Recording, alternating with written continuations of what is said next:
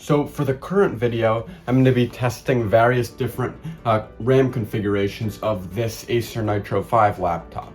And just so you guys know, for relevance, here are the full specs of the Acer Nitro 5 laptop. Here are the numbers, but please note that these are the specs for my specific Acer Nitro 5 laptop.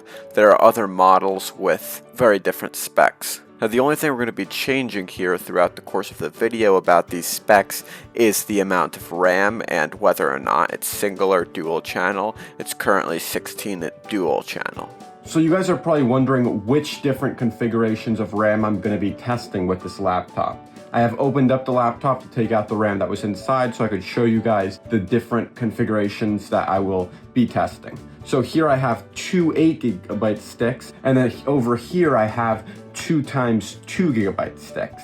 So that will allow me to test 5 different configurations, because I could test a single 2GB stick, 2 2GB sticks in dual channel, then 1 2GB with 1 8GB, a single 8GB, and 2 8GB sticks in dual channel. So we should see some differences for sure in performance across those 5 different configurations, some of them having dual channel and some of them not supporting dual channel. For those of you who don't know, dual channel is basically a performance gain that you are able to achieve by running 2 compatible RAM sticks together. You can run 2 of different sizes or that are otherwise not compatible with each other for dual channel, but then you will not have the performance gain of dual channel.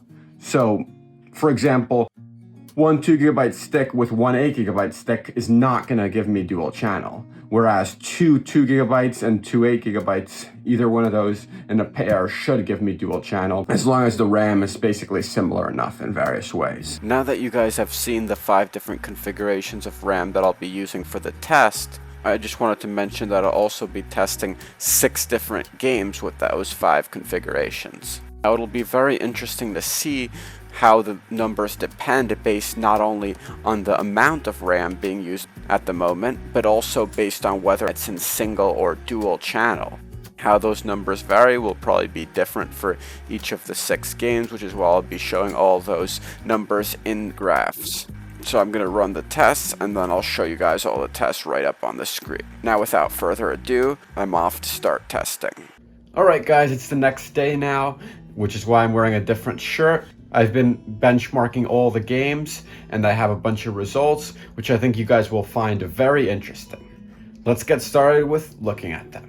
So the first game I tested was CSGO, and this is something I've noticed before in previous tests, that one thing that this game cares especially a lot about is whether or not you have single or dual channel, because you can see the capacity does not matter so much for these, because both of these have higher capacity than when it was just 4GB in dual channel, yet in both of these cases the average frame rate was lower than it was with 4GB in dual channel. And even the difference between 4 in dual channel and 16 in dual channel, I think probably has a lot to do with the speed and not so much with the capacity. Although the game did not start at all with 2GB of RAM, even though Steam says that it should. None of the games started with only 2GB of RAM. Capacity obviously matters, it's more of a do you have enough or do you not have enough sort of thing. Next up, the new Forza Horizon 5.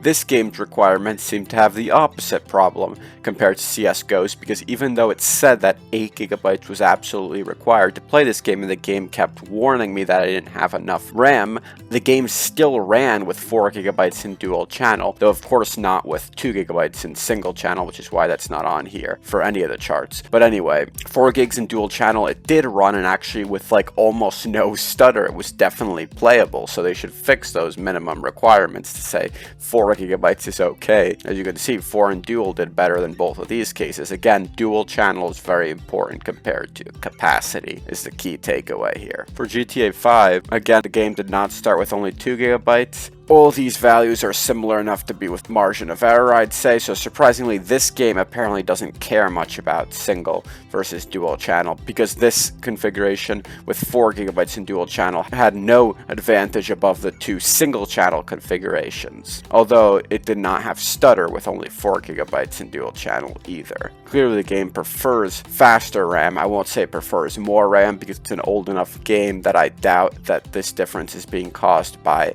a greater amount of RAM, and it's more likely because it's faster RAM. Moving on to Assassin's Creed Valhalla, now this one looks very strange because, of course, with only 4 GB in dual channel, the frame rate was the highest. Although I will say the game recommends 8 GB, and it was not playable with 4 GB. Despite the frame rate being higher, there were tons of stutters, and it was just a very strange anomaly that the frame rate was so high. But really, the game was basically unplayable. I had to close everything in the background to even get it to start with 4 GB. It does recommend 8 GB, so that's fair enough.